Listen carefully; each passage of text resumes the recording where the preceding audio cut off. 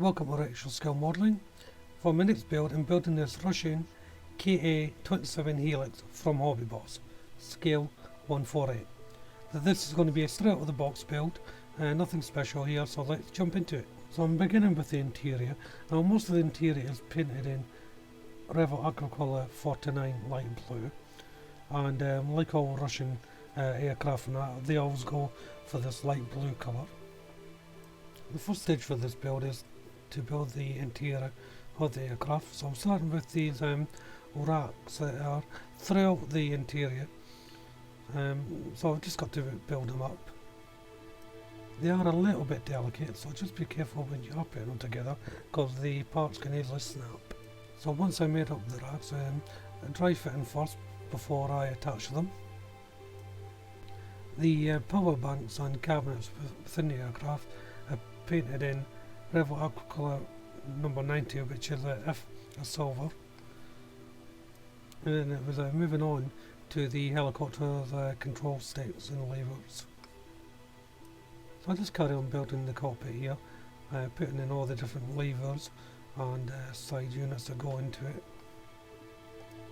Back onto the side walls again, just building them up. There's no great skill involved in this. They slot in just with the contact points are showing. And once they're made up, it's just a matter of putting them into their designated area. The last rack to be made up is going in, and it's the same as the front two, just gently put them together. I haven't put on the top yet of it, because I wasn't sure of the placement, so that goes on later on. So while I'm waiting for everything to dry, moving on to the wheels in the back seats, and these are getting painted in black and rubber shades, tire black by light colour. And now it's onto the first decal for the instrument panel, and I get a simple case of just cutting them up with your hobby knife, or you can use a pair of scissors and placing them on the normal way. So soaking in a little bit of water and sliding them on, and then add a little bit of micro salt onto the product. If it's an instrument panel, there's going to be lots of bumps in it, so you want it to soften up the decal quite well, hence I'm using the micro salt. So I'm painting the cover for the instrument panel here, and that's getting painted in Revel Aquacolor 76 light grey. And once the paint's dry, just building up the instrument panel, and first the side unit goes on before placing in the actual instrument panel itself, and that just slides into the front. And once it's all dry, it just fits neatly into its housing. And once it goes in, just check for fit and make sure everything is lined up properly. So before I put the seats in, I'm just going to put some colours onto the instrument panel. So I'm starting off with 36 Carmine red, moving on to 15 yellow. Next is 56 blue. Then 61 emerald green. And lastly 05 white. Now these are just little dots and markings that I'm putting on the instrument panel just to give it a bit of life. While I'm waiting for the paint to dry, I'm putting on the decal for the overhead instrument panel. Now this stage is not meant to be on until later on, but you may as well get it done now so it's nice and dry by the time it goes on. Moving on to the seats. Now the outer seat is painted in Revel Aqua 67, which is a light grey. And the seat cushions and fabric are painted in the black rubber shades, tire black by life colour. So once it was all dry, putting the seats inside the interior, and the contact holes for them had to be made slightly larger to fit them. And the last to go on was the manifold sheet at the front. And that's the interior made up. It's quite a nice little interior for the helicopter. I'll try to zoom in there. But there you go. So the next up is making the rotor mechanism. Now there's a lot of small parts in here, and couldn't really get the camera to focus well on it. So I'll try to get as much as I can, but a lot of it may have to be skipped. So saying that, be very careful when you're making this up, because these pieces can easily snap. It's like when you're taking them off the sprue as well. So once the first stage was made up, it was time to paint it. So I painted it in Tamiya's Gunmetal X10. Now this is the base unit that the rotor mechanism sits in. You don't really have to paint this bit. I did, just because I knew it was there and it had to be painted. The underside of this part has to be painted though, because that is the roof for the inner. So that's getting painted in Aquacolor 76 light grey. And it's the same colour for the side walls of the aircraft. And once the roof's dry, it's time to put in the overhead instrument panel that I put the decals on earlier on.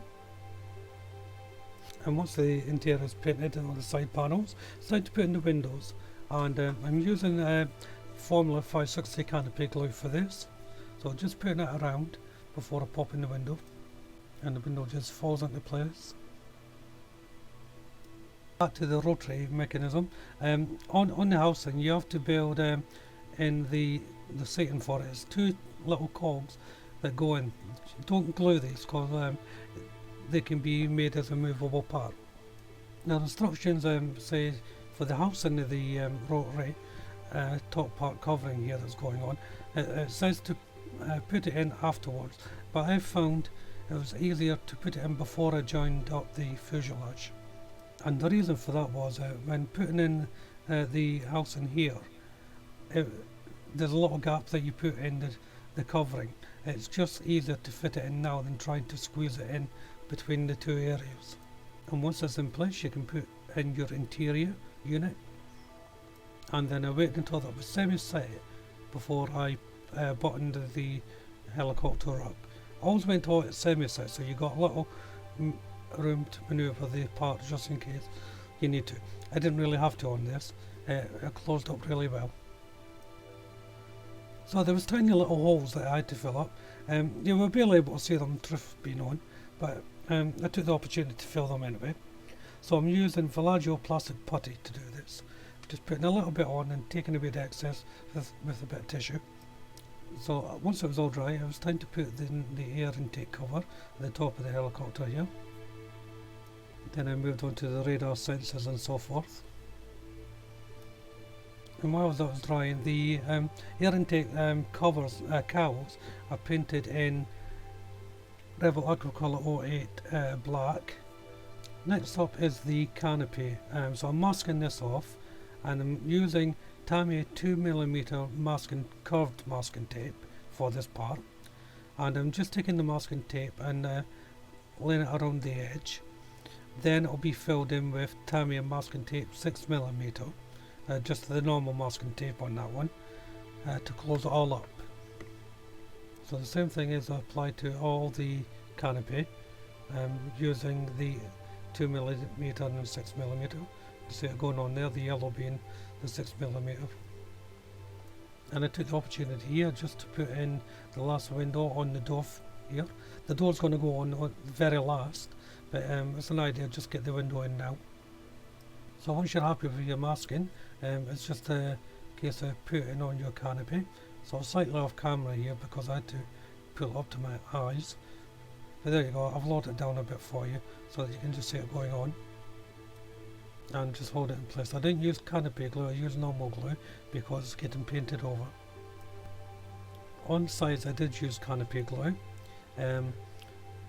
because again I wasn't sure of the positioning on it, so I wanted more time to move it around.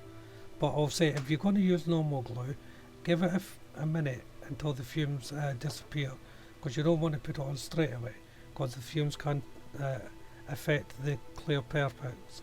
So now's the time to put all the handrails in on the aircraft. There's one or two to put on, quite a few. The radiator grills are in photo etch, so they're just getting attached with some super glue.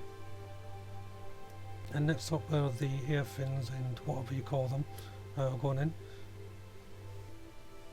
It's worth pointing out, even though things are going on this kit really well, just make sure you're dry fitting going along the way.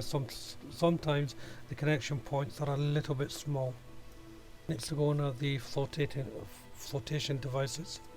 So I'm capping off the tail. You'll notice that there's two little things sticking up on the tail here. You don't want to lose them, and you really want to put them on because they're going to be acting as connection points later on down the line. I'm not sure what the next part's for, but it goes on here, and the instructions is to paint the two circles red, so that's what I did. Building up the rear wing stabilizers. Now they're not wings, they're just stabilizers for the aircraft. This enables it not to have a rear rotating, which makes this helicopter so unique. The build on these was very straightforward and simple. Each part came in two different halves, so just gluing them together, marrying up, cleaning up as you go along.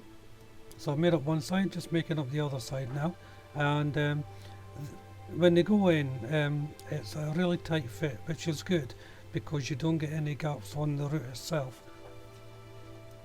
So as I said, it's a really tight fit. You have to push them in firmly once you put your cement on. It's ideal to put two of them in and just squeeze them together firmly a bit. Don't put so much pressure on that you're going to make them bow. So gently just push them in there like that to make sure they're sitting in properly. So now it's time to put in this support bar from the tail to the wing stabilizer, and this is first going on the part of the tail that I was on about earlier on, and then working from the front to the back and putting in all the little sensors that go on throughout the aircraft. So this part, putting all these little parts on, it does take a bit of time, but just be patient with it.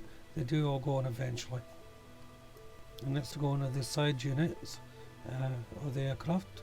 Just gently clean them up and taking any paint off the contact points before putting it on. It comes in two sections. The little triangular section that you put in first before you put in the other main unit for the side. And then once you're happy with the positioning, just marry up the larger section hard against the triangle part you put in. While I'm waiting for them to set, I'm going to be painting the inner part of the wheels with Rebel Up Colour 57 Grey. Now it's time to build up the wheel supports. It's a fairly easy design to build up. I know some of these things can be complicated, but basically it's two triangles and one solid bar. And that's just putting it in its simplest terms. And the location points are quite easy to find and put in. In fact, these ones, there's a little bar you just slide into place and it's easy to hold down. So you can build these up quite easy. In fact, it's one of the easier build-ups for a landing gear that I've done, but still looks very effective. So while that's setting, I'm just taking the opportunity to put the two halves of the wheels together. Front wheels are the smaller ones, and they just sit on an actual bracket and go into a Y piece. A little bit tricky to get the wheel in, but it's good if you want to go freewheeling because the wheel won't come off. The local points for the wheels is really nice, nicely thought out. They're deep but shallow enough to accept the whole wheel without having much movement.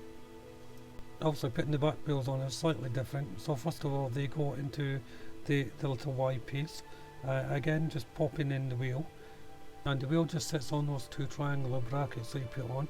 There's a tiny little V groove that they just place on, and once you're happy with that, there's a supporting bracket that goes from the main fuselage. Again, the connection points are really good on this, they just slot into place. Next up is the blades for the rotors, and these are getting painted in 76 light grey. So it's now time to paint the main aircraft. There's a stripe on the bottom that's painted in Rebel Aquacolor 43 medium grey, and the main colour is painted in Rebel Aquacolor 57 grey. Moving back to the blades, I've put a strip of masking tape down there for a hard edge to paint in 67 greenish grey colour. to give the blade contrast. But to ensure that you don't get any paint bleeds, when you put the masking tape on, paint over it firstly with your base coat colour, so that case light grey, then paint over your new colour. That way that will stop the paint from bleeding through the tape. But if you do get a bleed, I did, it's only a very little amount. So as the tape comes off, just check to see if there's any paint bleeds. Just take it off gently. You don't want to rip off any paint. Now's a good time to do any little touch-ups. And the tail and light at the top is just painted in this River colour 36. That's the kappa at the end of the tail getting painted in the same colour now. Now on the landing gear support struts, little parts have got to be painted silver. So it's River aqua colour number 90. And that's just for the suspension bars really. I masked off an area for where the exhaust vent will go and painted them in XF84 dark iron. Now the instructions call for black, but I just thought dark iron would look better. Time to take off the masking tape on the canopy now, so just gently pull up with a pair of tweezers, and if you do find that you have got a little bit of paint bleed, just use a cocktail stick and rub it against it and it will come away. Next to go into the exhaust vents now, and they just slip in quite easily. Then next is the intake calves that I done a little while ago. They have a little lip on the inside, but I found it was easier just to take them off and file it down and marry it up to it. It fits perfectly. And now the blades are dry, it's going back to them, and the tips are painted in River aqua colour 36 Carmine red. Now the blades are finished painting, it's time to attach them to the rotor mechanism, and they just slot in there, a little bracket, a bit of glue, and it should be enough. Make sure when you're doing this, there is two different sets of blades. There's one with the bracket on and one not with the bracket on. The one with the bracket goes in the bottom, the one that hasn't got the bracket goes on the top. It's also worth noting as well, when you're putting these on, make sure they're going on the right way. So they all, one set goes in one direction and the other set goes in the opposite direction. So that's the first set done, that's the bottom set. You can see all the blades face in one direction. So just leaving the blades to set, taking the opportunity to mark off the panel lines with using a pencil, just scoring it along the grooves in the model. And then once that's done, I'm putting on the first coat of clear varnish. And I'm using Pledge Clear polish or varnish for this part. And once the varnish is dry, start applying the decals. Now on this kit, the decals weren't very good. A lot of them disintegrated, so there's no point in me showing you me trying to put them on, because as soon as I put them on, they were starting to fall off. But I did get a few on, so that's something. But the ones I did get on were the main ones, so the insignias, the Russian star, the number, as you can possibly make out on that, I did get on. Once everything was dry, it was back to the rotor blades. So that's the two sets made up. There's a little bar that goes in the middle. You have to really push it in, so I've done that off camera. And it just slots into the housing, like so.